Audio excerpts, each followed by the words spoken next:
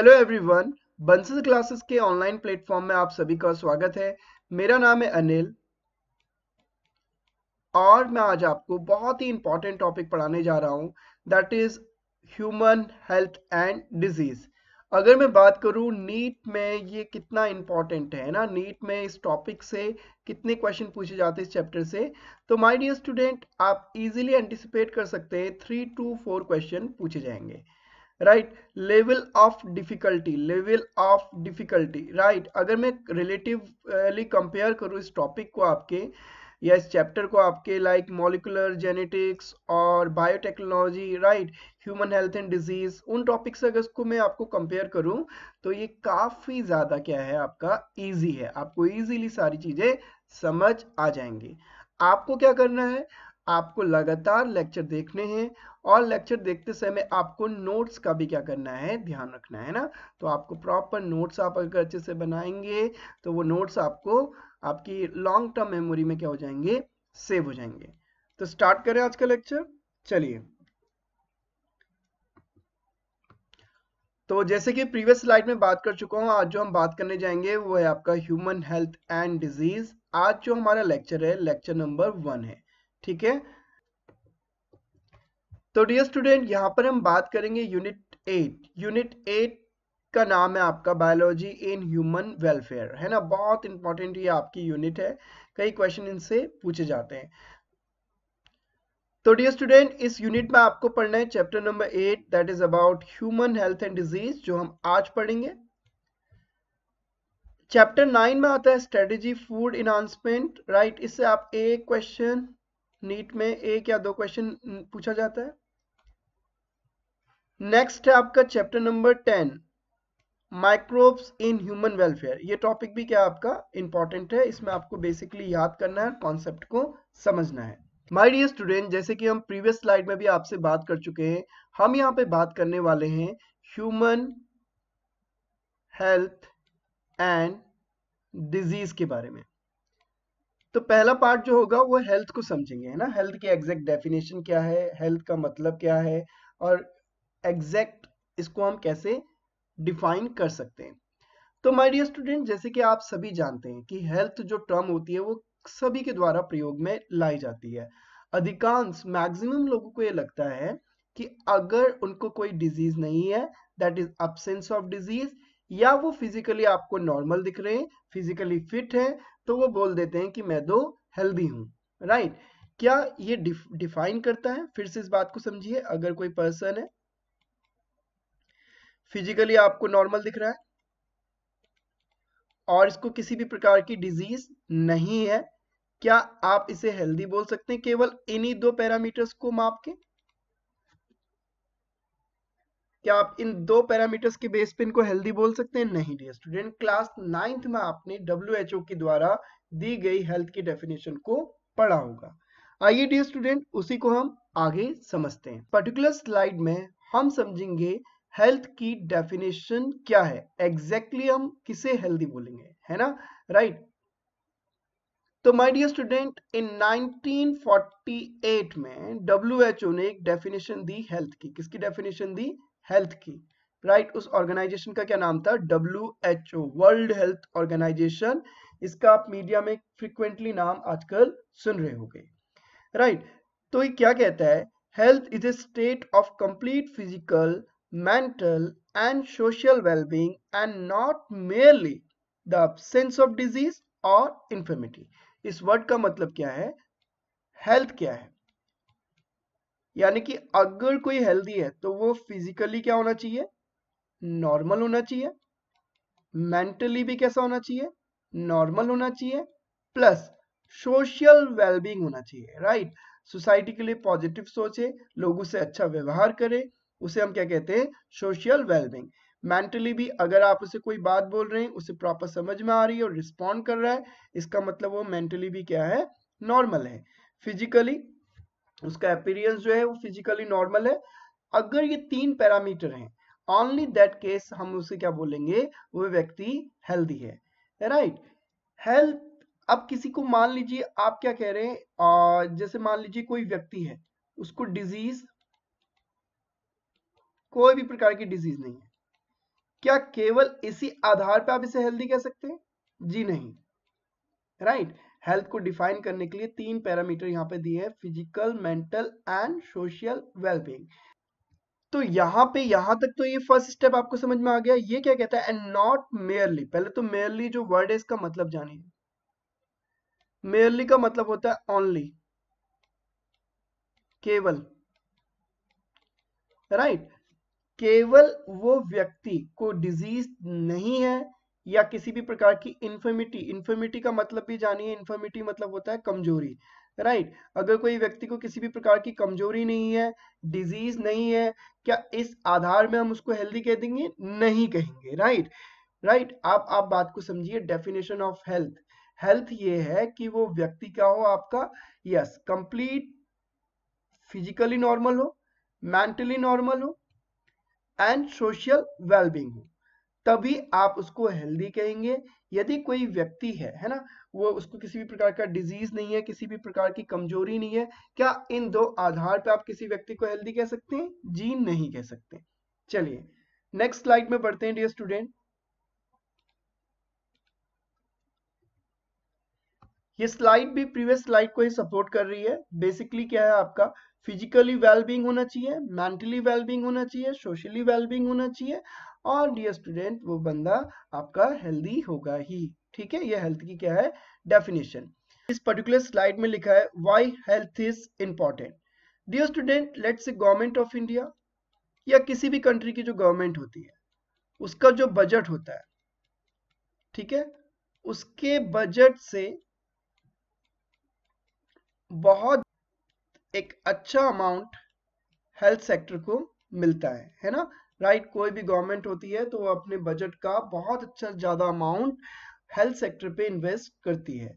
तो आप मुझे बताइए इसका क्या रीजन हो सकता है? कोई भी गवर्नमेंट हेल्थ के कंसर्न को लेके इतना सीरियस क्यों होती है, राइट। आप देख रहे हैं अभी कोविड-19 को भी लेके गवर्नमेंट काफी all over the world focus कर रही है, राइट। आप मुझे ये बताइए व्हाई हेल्थ इज इंपॉर्टेंट, इतना इंपॉर्टेंट क्यों है health? So dear student, why health is important, मैं आपको दो इमेजेस यहाँ पे शो कर रहा हूँ। एक को हम इमेज ए कह सकते हैं और इमेज बी, ठीक है। आप अगर डिटेल एनालिसिस करेंगे पिक्चर 1 में तो यहाँ पर आपको इनको टैबलेट नजर आ रही है, राइट, दवाइयाँ, काफी इनने मफलर वगैरह पहना है, ठीक है। तो आप इजीली समझ सकते हैं जो वर्क एफिशिएंसी है, वर्क एफिशिएंसी, आप मुझे बताइए वर्क एफिशिएंसी ए की अच्छी होगी कि बी की अच्छी होगी? यहाँ पर बी और ए के बीच में अगर मैं आपको कंपेयर करने को बोलूं वर्क एफिशिएंसी, यस, जिस आदमी को उसको कोई डिजीज नहीं है, वो सोशली सही है, फिजिकली सही है, राइट, तो उसका जो वर्क एफिशिएंसी होगी वो भी क्या होगी? अच्छी होगी। तो अनडाउटली जो वर्क एफिशिएंसी यहाँ पर दिख रही है वो जो बी में जो पर्सन है उनकी होगी। यू गॉट द पॉइंट और नॉट? ठीक, ये आपकी एनसीईआरटी कहती है when people are healthy they are more efficient and work, right. वो अपने कार्य को बहुत अच्छे से एफिशिएंटली कर पाएंगे। दिस इंक्रीज प्रोडक्टिविटी, इससे क्या होगा? अगर बहुत अच्छे से हम काम करेंगे तो प्रोडक्टिविटी क्या होगी? इंक्रीज होगी। अगर हमारी प्रोडक्टिविटी इंक्रीज होगी तो अनडाउटली जो हम इकोनॉमिकली क्या हो जाएगी? प्रॉस्पेरिटी आ जाएगी, हम इकोनॉमिकली समृद्ध हो जाएंगे, है ना, right. You got the point और नॉट? अगर कोई कंट्री है, वो कंट्री आप समझ सकते हैं कि गवर्नमेंट क्यों इतना ज्यादा हेल्थ पे इन्वेस्ट कर रहा है, राइट। इसलिए कर रहा है क्योंकि वहां के लोग अगर हेल्दी होंगे तो उनकी वर्क एफिशिएंसी अच्छी होगी, वर्क एफिशिएंसी ज्यादा होगी तो प्रोडक्टिविटी ज्यादा होगी, अगर प्रोडक्टिविटी ज्यादा होगी तो रेवेन्यू ज्यादा अच्छा जनरेट होगा, अगर रेवेन्यू अच्छा जनरेट होगा तो इकोनॉमिकली प्रॉस्पेरिटी उस कंट्री की अनडाउटली क्या होगी? बढ़ जाएगी। तो my dear student, health also increase longevity. Longevity का क्या मतलब है कि अगर कोई व्यक्ति हेल्दी है तो उसकी क्या हो जाती है? लंबी उम्र हो जाती है, राइट। यहां पे इसका मतलब होता है लंबी उम्र, वो देर तक क्या कर सकता है? जी सकता है, राइट। इसके अलावा reduce infant and maternal mortality, mortality का मतलब होता है मृत्यु, इंग्लिश में बोले तो डेथ, ठीक है, जो फीटस और मदर का जो रेट होता है ना, डेथ रेट, वो भी क्या हो जाता है, कम हो जाता है। तो ये किसके फायदे हैं, हेल्थ के फायदे हैं। My dear student, previous slide में तो हम समझ चुके हैं कि हेल्थ आप किसे कहते हैं। अब की डिजीज का क्या मतलब है, चैप्टर का नाम है हेल्थ एंड डिजीज, हेल्थ के बारे में आप समझ गए। अब हम पढ़ेंगे एग्जैक्टली डिजीज किसे कहते हैं, राइट। ये लिखता है when the functioning of one और मोर ऑर्गन और system of the body is adversely affected, characterized by appearance of various signs and symptoms, we say that we are not healthy, we have a disease। कहने का मतलब क्या है, disease आपने 9th में पढ़ा होगा, डिजीज यानी कि जब आपका जो ईज है वो डिस्कम्फर्ट हो जाए, ठीक, आपका जो ईज है वो क्या हो जाए, डिस्कम्फर्ट हो जाए, उस कंडीशन को हम क्या बोलते हैं, डिजीज। डिजीज के दौरान कई साइन एंड सिम्टम्स आते हैं, राइट, आपके ऑर्गन, राइट, उसमें क्या होते हैं, अफेक्ट होते हैं, तब आप क्या कहते हैं कि हमें क्या हो गई है, डिजीज हो गई है ना। A disease is particular abnormal condition that negatively affect the structure and function of all part of organism that is not due to any immediate external injury। कितनी बड़ी बात लिखी है, राइट, मेरे यहाँ पे कट गया, तुरंत मेरा कट गया यहाँ पे हाथ में, एक्सटर्नल इंजरी होगी, क्या ये डिजीज है, नो, राइट, ठीक है, इस इंजरी की वजह से डिजीज हो सकती है, that is other part, right, that is other matter. The thing is that कि डिजीज क्या कहेंगे, और disease is particular abnormal condition that negatively adverse the structure and function of all or part of organism, right, you got the point or not। what next, the study of disease is called as a pathology। आप pathology क्या चीज होती है, pathology क्या होती है, pathology मतलब क्या हो गया आपका, स्टडी। तो study of disease is called as pathology, which include the study of etiology और कॉज। माय डियर स्टूडेंट, जो पैथोलॉजी होती है, समझिए इन टर्म्स को, इंपॉर्टेंट है। पैथोलॉजी क्या है, right, pathology, what is pathology, study of disease is called as pathology, right. अब स्टडी ऑफ डिजीज में ये भी तो पता करेंगे कि क्या कॉज ऑफ डिजीज है, किस वजह से ये डिजीज हो रही है, और इस स्टडी ऑफ कॉज, इटोलॉजी, क्या कॉज, किस वजह से ये बीमारी हो रही है, उसको हम क्या कहते हैं, आपका aetiology. Again, what is pathology, study of disease is called pathology. तो माय डियर स्टूडेंट, वो कौन कौन से फैक्टर हैं जो हेल्थ को अफेक्ट कर सकते हैं। फर्स्ट इज जेनेटिक डिसऑर्डर, पहला कौन सा है, जेनेटिक डिसऑर्डर। अब जेनेटिक डिसऑर्डर क्या होते हैं, जेनेटिक डिसऑर्डर ये होते हैं जो आपके पेरेंट्स से नेक्स्ट प्रोजेनी में ट्रांसफर हो जाते हैं, राइट। मान लीजिए यहाँ पर इनका कोई एक जीन था, इससे यहाँ पर एक जीन, एक ड्रॉप क्रोमोसोम है, क्रोमोसोम पे डीएनए, डीएनए पे क्या होगा, जीन। मान लीजिए ये जीन क्या था, एबनॉर्मल था, इसमें म्यूटेशन हो गया, और यही जो इंफॉर्मेशन है वो इनहेरिटेबल होगी और इस चाइल्ड में चले गई, और इन्हें भी वो पर्टिकुलर डिजीज देखने को मिली। तो इस टाइप की डिजीज को हम जेनेटिक डिसऑर्डर कहते हैं। अगर एग्जाम्पल आप पूछेंगे जेनेटिक डिसऑर्डर के, तो मैं यहाँ पर लिख रहा हूँ, डाउन सिंड्रोम आपने पढ़ा होगा, ठीक है। ऐसे सेवरल क्या है आपके जेनेटिक डिसऑर्डर्स होते हैं। अभी हम आगे एक एक करके उन्हें पढ़ेंगे। अब जो नेक्स्ट कैटेगरी है जो अफेक्ट करती है आपकी हेल्थ को, that is infectious disease.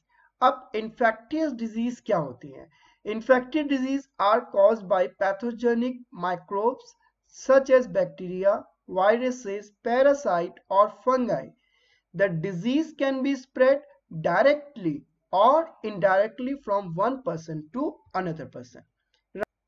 My dear student, यहां पर ही बात करता है इन्फेक्टियस डिजीज के बारे में। माय डियर स्टूडेंट, जो सेकंड कॉज है दैट इज इन्फेक्टियस डिजीज। तो इन्फेक्टिव डिजीज क्या है, infective disease are caused by pathogenic microorganism such as bacteria, viruses, parasite और fungi. The disease can spread directly और indirectly from one person to another. कहने का मतलब यह है जो इन्फेक्टियस डिजीज होती है, राइट, वो पैथोजेनिक माइक्रो ऑर्गेनिज्म से होती है। पैथोजन तो आप पढ़ा होगा आपने, what is pathogen? Disease causing microorganism are called pathogen. तो हम लिख देते हैं, पैथोजन हम किन्हें कहते हैं? Disease causing micro organism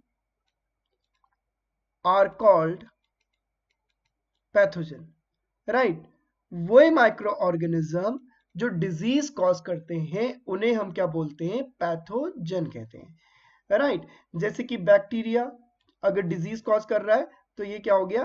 bacterial pathogen हो गया। राइट, ऐसी virus, parasite and fungi. My dear student, यहां पर एक एग्जांपल लेते हैं। यहां पे एक व्यक्ति है,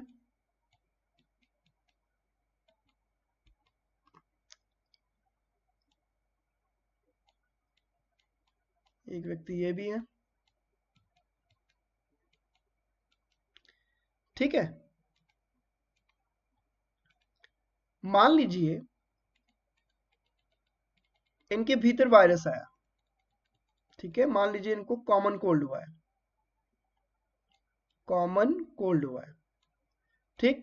तो इनके भीतर क्या आ गया? वायरस आ गया। अब इन्होंने स्नीज किया, स्नीज करेंगे तो ये वायरस एयर ड्रॉपलेट्स में चले जाएगा, और ये एयर ड्रॉपलेट्स इस तरीके से एक हेल्दी पर्सन में चले गए, हेल्दी पर्सन के रेस्पिरेटरी सिस्टम में चले गए। राइट, अब ये भी क्या हो गए? अब इनको भी क्या हो गया? डिजीज हो गई। राइट, तो ये बेसिकली आपका हो गया इन्फेक्टियस डिजीज। ऐसी डिजीज को आप क्या कहेंगे? Infectious disease. अगर एक व्यक्ति से दूसरे व्यक्ति को कोई डिजीज ट्रांसमिट हो रही है तो that kind of a disease are called as infectious disease. Right, अब इन्फेक्टियस डिजीज ही मेनली हमें इस चैप्टर में आपको समझानी है। माय डियर स्टूडेंट, ये जो एग्जांपल था ये डायरेक्ट था, यानी कि जो स्प्रेड हो रहा था डिजीज का वो डायरेक्टली हो रहा था। ये डायरेक्ट एक दूसरे के क्या आए थे? कांटेक्ट में आए थे। राइट, कई बार क्या होता है इनडायरेक्टली भी क्या होते हैं, हम पैथोजन के कांटेक्ट में आ जाते हैं। लेट्स से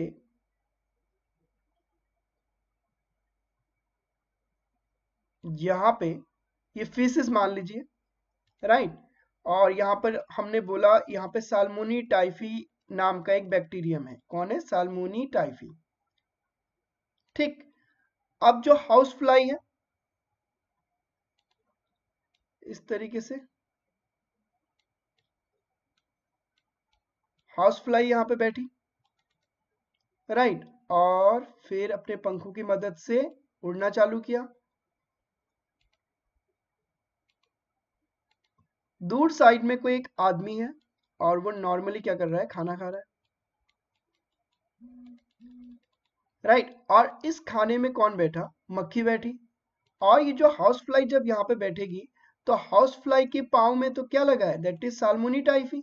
राइट, तो वो साल्मोनी टाइफी इनके खाने में भी आ गया और वो इनको भी क्या कर गया? बीमार कर गया। राइट, अब बात समझ पा रहे हैं? ये भी क्या हो गए? बीमार हो गए।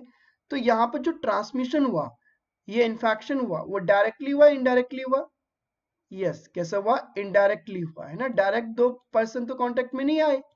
राइट, ठीक है। तो इस टाइप का जो ट्रांसमिशन हो गया that is indirect transmission.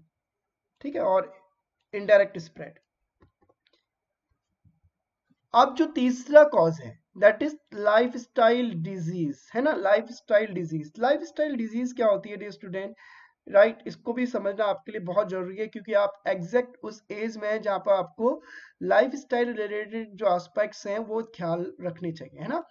A disease associated with the way a person or a group of people lives। ठीक, lifestyle disease include atherosclerosis, heart disease, stroke, obesity, type 2 diabetes and disease associated with smoking, alcohol and drug abuse. My dear student, अगर आपका healthy lifestyle नहीं है, आप रात 3 बजे सो रहे हैं और सुबह 12 बजे उठ रहे हैं, राइट, तो माय डियर स्टूडेंट क्या आपका हेल्दी लाइफ स्टाइल है? बिल्कुल नहीं है। हम जंक फूड खाए जा रहे हैं, राइट। आइसक्रीम खाए जा रहे हैं, बर्गर खाए जा रहे हैं, बात समझ पा रहे नहीं समझ पा रहे, राइट। पिज्जा खाए जा रहे हैं, क्या ये एक हेल्दी लाइफ स्टाइल है? नहीं। My dear student, healthy lifestyle क्या है? आप पूरा ऑर्गेनाइज वे में सुबह उठ रहे हैं, है ना, राइट। आप एक्सरसाइज कर रहे हैं, प्रॉपर ब्रेकफास्ट कर रहे हैं टाइम पे, देन लंच कर रहे हैं, है ना, हाइड्रेटेड रह रहे हैं, तो एक हेल्दी लाइफ स्टाइल है, ठीक है। लेकिन अब क्या होता है, जैसे कि मॉडर्न जिंदगी में क्या हो रहा है, लोग क्या कर रहे हैं, लोगों के पास टाइम नहीं है, वो कंटिन्यू अपने वर्क पे फोकस करते हैं, बहुत ज़्यादा कैरियर ओरिएंटेड हैं, बहुत ज़्यादा ओवर एम्बिशियस हो जाते हैं। तो माय डियर स्टूडेंट, उनको कई प्रकार की जो डिजीज हो जाती है, राइट। कई बार लोग क्या करते हैं, ड्रग एब्यूज करना स्टार्ट कर लेते हैं, स्मोकिंग कर लेते हैं, है ना, राइट, अल्कोहल लेना स्टार्ट कर लेते हैं। तो ये भी, ये सारी जो बेसिक इनका फंडामेंटल कॉज है, that is comes under the umbrella of lifestyle disorder, है ना। तो ये सब किस में आएंगे? आपका लाइफस्टाइल डिसऑर्डर में आएंगे। किस कैटेगरी है ये, कैसे अफेक्ट कर रहा है? ये आदमी, बच्चा, लड़का तो खुश है, लेकिन ये काफी क्या है, इन्हें ओबिसिटी हो गई है ना, राइट। इनका जो वेट है वो बहुत एक्सेस मात्रा में बढ़ चुका है। तो बताइए कैसा डिसऑर्डर है, ये कैसी डिजीज है? यस, ये इनके अनहेल्दी लाइफस्टाइल की वजह से हुआ है। किसकी वजह से हुआ है? अनहेल्दी लाइफस्टाइल की वजह से। अब अनहेल्दी लाइफस्टाइल क्या है? बहुत ज्यादा शुगर इनटेक हो रहा है ना, चॉकलेट ले रहे हैं, है ना, इनको पता नहीं क्या कहते हैं, डोनट्स कहते हैं शायद इन्हें, और ये आइसक्रीम है, टॉफी है, ये सब कुछ खा रहा है, तो मोटा तो ये होगा ही, है ना, राइट। ओबिसिटी तो होनी ही होनी है, राइट। सेकेंड चीज है आपका जंक फूड, है ना। जंक फूड क्या होते हैं? जिनमें कैलोरीज बहुत ज्यादा होती है, जिनमें कैलोरीज क्या है? बहुत ज्यादा है, और फाइबर्स का लेवल, फाइबर्स ना के बराबर है, right. What is junk food? Junk food हम उन्हें कहते हैं जिनमें कैलोरीज क्या हो? ज्यादा हो, और माय डियर स्टूडेंट, फाइबर्स क्या हो? कम हो। ऐसे फूड को आप जंक फूड कहेंगे। जैसे कि बर्गर है, इसे क्या कहते हैं? फ्रेंच फ्राइड, ठीक है, इसके अंदर क्या है? पेप्सी है। अनहेल्दी ड्रिंक्स, अनहेल्दी ड्रिंक्स जैसे कैफीन वगैरह, उसमें काफी मात्रा में रहता है, शुगर का लेवल बहुत ज्यादा रहता है, जैसे कि थम्स अप हो गया, Pepsi, Coca Cola, Mountain Dew, right. ये सब कैसी ड्रिंक है? आपकी अनहेल्दी ड्रिंक है। रेस्ट एट होम, आप फिजिकल एक्सरसाइज ही नहीं कर रहे हैं, कंटिन्यू क्या कर रहे हैं? खाए जा रहे हैं, गेम खेले जा रहे हैं, तो माय डियर स्टूडेंट, इसकी वजह से क्या होता है? ओबिसिटी हो जाती है ना, राइट। तो ये अनहेल्दी लाइफस्टाइल की वजह से होता है। Second is, that is, yes, जो सेकेंड में बेसिकली आपको दिखाया जा रहा है, ये बताया जा रहा है इन्फेक्टियस डिजीज। कैसी डिजीज दिखाई जा रही है? इन्फेक्टियस डिजीज, जिसमें कि क्या हुआ, एक इन्फेक्टेड पर्सन ने, राइट, इस तरीके से स्नीज किया तो एयर ड्रॉपलेट्स के माध्यम से ये स्प्रेड आउट हो गया, और एक नॉर्मल हेल्दी व्यक्ति के अंदर भी ये वायरस पहुंच गया, और इन्हें भी क्या होगी? डिजीज होगी। That kind of a disease is called infectious disease. ऐसी डिजीज को हम क्या कह सकते हैं? इन्फेक्टियस डिजीज कह सकते हैं, राइट। आप मुझे कमेंट बॉक्स में बताइए, ये डायरेक्ट इन्फेक्शन है, राइट, या इनडायरेक्ट इन्फेक्शन है, right. Please dear, my dear student, आप जब कमेंट बॉक्स में जो कमेंट करते हैं वो आपके मोरल को बूस्ट अप करेंगे, ये बात को आप मान लीजिए, है ना। तो ये जो मैं बी वाला जो है, बी फिगर करके आप कमेंट करना कि कैसी डिजीज है ये। इन्फेक्टियस तो है, मेरा क्वेश्चन ये है, ये डायरेक्ट इन्फेक्शन हो रहा है कि इनडायरेक्ट इन्फेक्शन हो रहा है। अगर हम थर्ड स्लाइड की बात करें, यहाँ पे जो थर्ड इमेज आपको दिख रही है, दैट इज जेनेटिक डिजीज। कैसी डिजीज है आपकी? Genetic disease. Down syndrome disease बच्चे को हो गया, है ना, राइट। तो बेसिकली ये जेनेटिक डिजीज है। माय डियर स्टूडेंट, ये जो इमेज का साइज है मैंने इसलिए वेरी किया है, कहने का मतलब जेनेटिक डिजीज तो आपके हाथ में नहीं है, राइट। कई हद तक ये क्या है? आपके अनकंट्रोलेबल है, राइट। कई फैक्टर्स इसमें इन्वॉल्व होते हैं। फिर अगर हमें इन्फेक्टेड डिजीज हो रही है, तो इन्फेक्टेड डिजीज के लिए कहीं ना कहीं हम थोड़ा क्या है? रिस्पॉन्सिबल है। क्यों रिस्पॉन्सिबल है? हमने प्रॉपर हाइजीन मेंटेन नहीं की, राइट, प्रॉपर डिस्टेंसिंग मेंटेन नहीं की, ठीक है। तो आप इन्फेक्टेड डिजीज के लिए कहीं ना कहीं हम जिम्मेदार हैं। लेकिन कितने हद तक हम इसको बचा सकते हैं इन्फेक्टेड डिजीज को? आपको वर्क प्लेस पे तो जाना ही है, राइट। आप कितना फ्रिक्वेंट हैंड वॉश कर सकते हैं, है ना, कब तक आप मास्क बना लगा के रखेंगे, है ना। तो इसमें भी आप उतने ज्यादा जिम्मेदार नहीं है, सबसे ज्यादा जिम्मेदार है आप अनहेल्दी लाइफस्टाइल की वजह से जो आपको क्या हो रही है, डिजीज हो रही है, राइट। क्योंकि इसके लिए सिर्फ और सिर्फ आप जिम्मेदार हैं। आप एक्सरसाइज नहीं कर रहे हैं, आप ओवर एंड एक्सेस कैलोरीज को ले रहे हैं, है ना, तो इसके लिए हम जिम्मेदार हैं। तो इसलिए मैंने इस इमेज को क्या रखा है, थोड़ा बड़ा करके रखा है। तो अब क्या करें, आपको बीमारी नहीं होनी चाहिए, हम चाहते हैं कि हम एक गुड हेल्थ को मेंटेन कर पाए। तो कैसे करेंगे वो आप देखते हैं।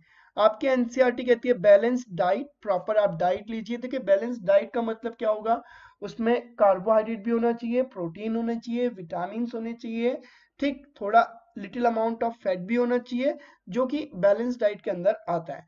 अगर मैं इंडियन कल्चर की बात करूं, हमारे कल्चर में जब भी हम खाना खाते हैं तो हम बैलेंस डाइट ही लेते हैं, नॉर्मल जो हम लेते हैं, ठीक है। तो आपको जैसे पिज्जा हो गया, बर्गर हो गया, ये बड़ा कूल लगता है ना। पिज्जा के साथ एक मतलब पिज्जा या फ्रेंच फ्राइड खा रहे हैं तो बड़ा कूल और डिसेंट सा लगता है, मजा आ रहा है ना। माय डियर स्टूडेंट, मैं आपको एक बहुत इंपॉर्टेंट बात बताता हूँ। Rajiv Gandhi centre for biotechnology Trivandrum में एक जगह है केरल में, राइट। वहां पे मैंने थोड़ा एक रिसर्च किया था। वहां मैंने ये जाना, जो मैदा होता है, राइट, वो कोलन कैंसर कॉज कर सकता है ना। जो हम मैदा बेसिकली जो होता है वो कोलन में आपकी क्या कर सकता है, प्रॉब्लम कर सकता है ना। तो आपको इन चीजों का ध्यान रखना है, राइट। पर्सनल हाइजीन मेंटेन करना है, प्रॉपर हैंड वॉश करना है, सैनिटाइजेशन करना है ना। अपने वर्क प्लेस को क्लीन रखना है, लोगों के क्लोज कांटेक्ट में नहीं आना। अगर कोई फैमिली में इन्फेक्टेड है, उसको कॉमन कोल्ड हुआ है, तो कुछ टाइम के लिए हम उनको क्या कर सकते हैं, आइसोलेटेड कर सकते हैं, right. Regular exercise, my dear student, मैं फिर आपको बता रहा हूँ, आपको रेगुलर एक्सरसाइज करना है, आपको जॉगिंग करना है, आपको स्पोर्ट्स एक्टिविटी में क्या करना है ना, इन्वॉल्व होना है। कहीं ना कहीं ये आपकी एक गुड हेल्थ को मेंटेन करने में क्या करेगा, हेल्प करेगा। माय डियर स्टूडेंट, इसके अलावा आप योगा कर सकते हैं, मेडिटेशन कर सकते हैं, राइट। इससे भी आपको फिजिकल एंड मेंटली पीस मिलता है ना। तो आप योगा की कर सकते हैं, मेडिटेशन कर सकते हैं, तो इससे आपका ब्रेन का जो लर्निंग कैपेबिलिटी होती है वो भी क्या हो जाती है, बढ़ जाती है। और स्ट्रेस हो गया, एंजाइटी हो गया, इसको भी ये चीज मेडिटेशन वगैरह मिनिमाइज करती है। Awareness about disease affect on different bodily function, vaccination against the infectious disease। और क्या कर सकते हैं, हम अवेयरनेस को बढ़ा सकते हैं, अपनी सोसाइटी में अवेयरनेस को बढ़ा सकते हैं, वैक्सीनेशन प्रोग्राम को प्रमोट कर सकते हैं, राइट। और क्या कहते हैं, जितनी भी आपकी इन्फेक्टियस डिजीज हो सकती है उनसे हम बच सकते हैं by using the vaccination. Vaccination के बारे में भी आपको इस चैप्टर में पढ़ना है, बहुत इंटरेस्टिंग होने वाला है ये चैप्टर। स्टार्टिंग में मैं हल्के पढ़ा रहा हूँ, आप आराम से इस चीजों को समझिए। इसके अलावा प्रॉपर डिस्पोजल होना चाहिए वेस्ट प्रोडक्ट्स का, है ना। Control of vectors, control of vectors का मतलब यह है कि आप मक्खियों की संख्या को कम कीजिए, राइट। घर में काला हिट लगाइए, ठीक, जिससे कि क्या होगा, कॉकरोच मर जाएंगे, मक्खी हो गया इस टाइप के, इनको हमको क्या करना है, अपने आसपास नहीं होने देना है, क्योंकि बहुत इंपॉर्टेंट क्या होते हैं, वेक्टर होते हैं किसी भी पैथोजन को एक जगह से दूसरी जगह ट्रांसफर करने में या ट्रांसमिट करने में। तो आपको वेक्टर्स को क्या करना है, अवॉइड करना है। And maintain the hygiene in food, जब भी हमें खाना बनाना है तो खाना बनाने से पहले आप मेक श्योर कर लें कि आपने प्रॉपरली हैंड वॉश किया है या नहीं किया है, आपके नेल्स प्रॉपरली कट है या नहीं है, राइट। इन चीजों को आपको ध्यान रखना है, राइट। वाटर रिसोर्सेज के लिए आप क्या कर सकते हैं, फिल्टर्ड वाटर का प्रयोग करें, है ना। जैसे कि आपने आजकल सुना होगा रिवर्स ऑस्मोसिस, आरओ युक्त पानी, राइट। आरओ पानी के साथ मिनरल का होना भी बहुत जरूरी है, तभी आपको पानी क्या करेगा, हेल्प करेगा। सो व्हाट नेक्स्ट, यहाँ पर एक चार्ट के माध्यम से, एक पोस्टर के माध्यम से मैं आपको बताना चाहता हूँ कि किस प्रकार आप अपनी हेल्दी लाइफस्टाइल को मेंटेन कर सकते हैं। देखिए, ब्रश करने का जो टाइमिंग है वो बहुत इंपॉर्टेंट है। आप सुबह उठ के ब्रश कीजिए, राइट। प्रैक्टिसिंग स्पोर्ट्स, मैंने आपको बोला आप जॉगिंग कर सकते हैं, है ना। स्पोर्ट्स एक्टिविटी में आपको क्या करना है, पार्टिसिपेट करना है।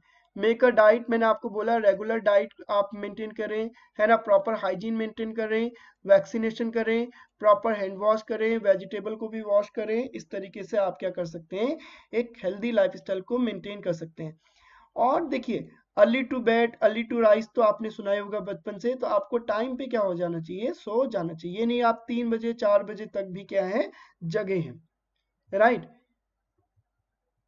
यस, यहाँ पर हम बात कर रहे हैं आपका मेडिटेशन। मेडिटेशन मेरा पर्सनल एक्सपीरियंस है, या आपके एंजाइटी हो गया, राइट, इसके अलावा आपका मेंटल पीस, इन सबको क्या करता है, प्रमोट करता है।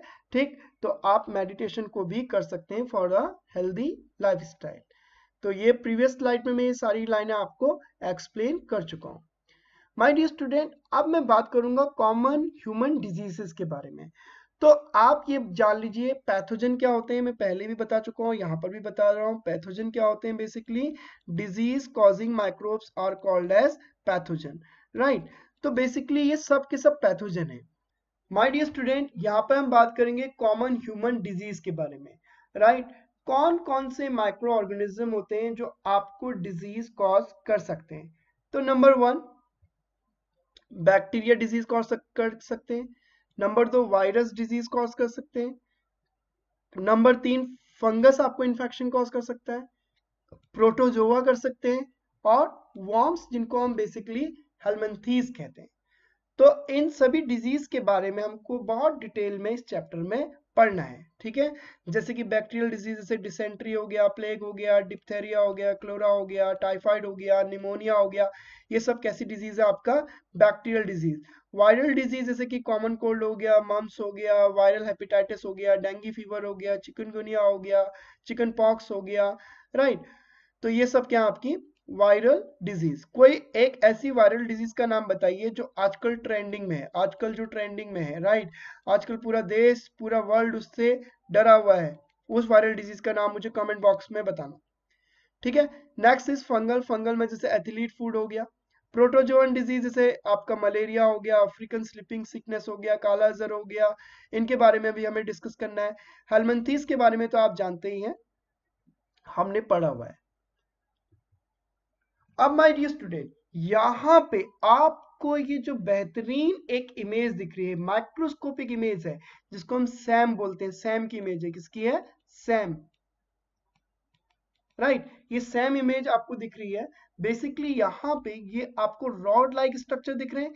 आप समझ सकते हैं रॉड लाइक स्ट्रक्चर है तो ये क्या है, बैक्टीरिया। और ये बैक्टीरिया आपका इकोलाई। इकोलाई की क्या है, ये सैम इमेज है। यानी कि आप सिंपल समझें कि माइक्रोस्कोप की सहायता से हमने किसकी इमेज कैप्चर की है, इकोलाई की। इकोलाई यानी कि कैसा होता है, रॉड शेप्ड होते हैं।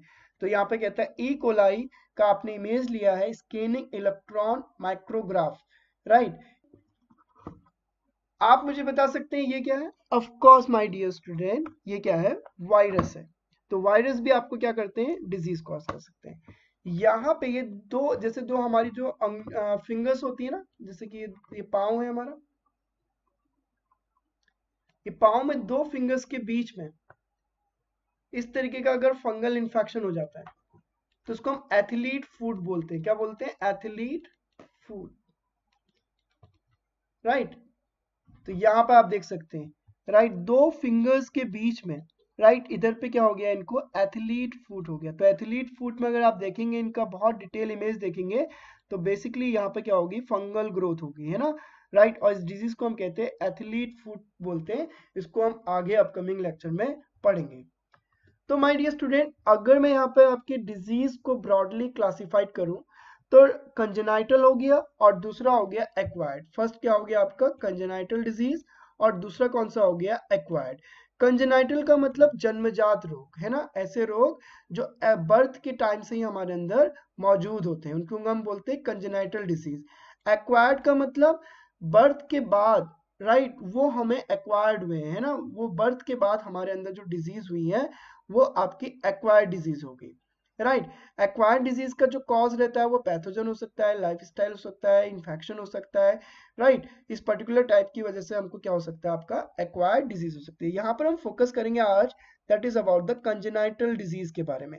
अब कंजेनाइटल डिजीज जेनेटिक भी हो सकते हैं और एनवायरमेंटल भी हो सकते हैं, इन्फेक्टियस भी हो सकते हैं, ठीक। अभी मुझे केवल यहाँ पर फोकस करना है जेनेटिक एंड एनवायरमेंटल फैक्टर पे। तो माय डियर स्टूडेंट, जैसे जेनेटिक डिसऑर्डर हो गया, राइट। जो जेनेटिक डिसऑर्डर आपको पता है, अगर मदर की जीन में या फादर की जीन में किसी भी प्रकार का कोई डिफेक्ट है और वो नेक्स्ट प्रोजेनी में चले गया, तो वो कैसा डिजीज हो गया, जेनेटिक डिजीज हो गया। जो बच्चा मदर के फॉर्म में डेवलप होगा ड्यू टू जेनेटिक डिसऑर्डर, वो भी क्या हो जाएगा, एबनॉर्मल हो जाएगा, राइट। तो इस टाइप की डिजीज को आप क्या कह सकते हैं, कंजेनाइटल डिजीज के अंदर ही कैटेगराइज इसको करेंगे। तो इसमें बेसिकली आपका सिंगल जीन म्यूटेशन हो सकता है, एक ही जीन पे म्यूटेशन हो सकता है, या क्रोमोसोमल एबनॉर्मेलिटी हो सकती है। इनको समझ लीजिए। जेनेटिक कॉज के अंदर पहला आ जाता है, that is gene mutation, single gene mutation. तो देखिए इधर पे, लेट्स से ये क्रोमोसोम है, इस क्रोमोसोम में जीन था और इस जीन में म्यूटेशन हो गया, है ना, और ये इनहेरिटेबल था, तो ये जेनेटिक डिजीज हो गया। और बच्चे के अंदर क्या डिजीज डेवलप होगी, कंजेनाइटल डिजीज हो गया, है ना, राइट। जैसे कि सिकल सेल एनीमिया, राइट, इसके बारे में हम पढ़ेंगे। हीमोफीलिया के बारे में भी आप पढ़ेंगे, राइट। तो ये किसकी वजह से होता है, सिंगल जीन म्यूटेशन की वजह से। अगर पूरा का पूरा क्रोमोसोम है, मान लीजिए नॉर्मल क्रोमोसोम है, राइट, और इसकी एबनॉर्मल फॉर्म हो गया, पूरा का प्रो क्रोमोसोम एबनॉर्मल हो गया, तो एक क्रोमोसोमल एबनॉर्मेलिटी की वजह से हो जाएगा। जैसे कि टर्नर सिंड्रोम हो गया आपका, राइट, लिनफिंडर सिंड्रोम हो गया, ये किसके आपके एग्जांपल हो सकते हैं, क्रोमोसोमल एबनॉर्मेलिटीज के, राइट, जो भी किस में कैटेगराइज होंगे, जेनेटिक, और जेनेटिक किस में कैटेगराइज है, कंजेनाइटल में।